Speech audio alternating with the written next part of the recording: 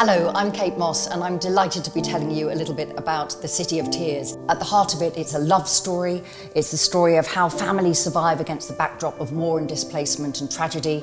But most of all, it's the story of the most notorious engagement of the wars of religion in France, the St. Bartholomew's Day massacre.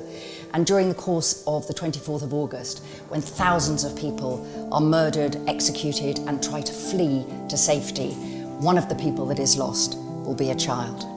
So the novel's set in Paris, in Puivert, in Chartres, but mostly in the City of Tears itself, Amsterdam, where most of the Huguenots from France fled to avoid persecution.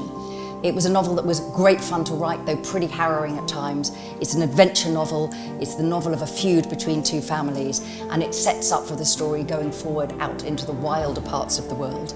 So for all of you who read The Burning Chambers, welcome back. You'll remember we finished that with my family in Puivert, their family home, the castle in the mountains in the Pyrenees, trying to decide whether to go to Paris for a royal wedding. And of course, anyone who knows their history of the wars of religion will be shrieking, please do not go to Paris for the royal wedding. But everybody will set out. And when I started to write the book, I knew that they would go there, but I didn't know who would leave Paris alive.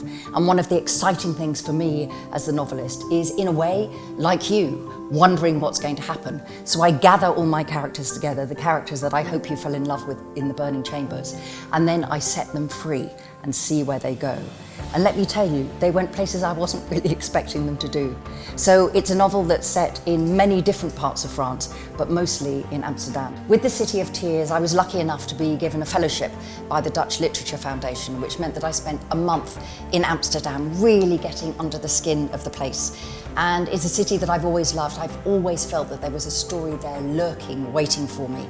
So to have that chance to be there every day, waking up in the City of Tears itself, walking around and trying to imagine what it would have been like to live there in the 16th century was an incredible pleasure. And I knew very little about that period of Dutch history. And the more I discovered, the more in love with it I became, if you like. And so much of my storytelling, which is adventure storytelling, it's about jeopardy, it's about momentum, it's about that sitting on the edge of your seat moment. And that as much for me as the writer as for you as readers, I hope. But a lot of the story comes out of the research.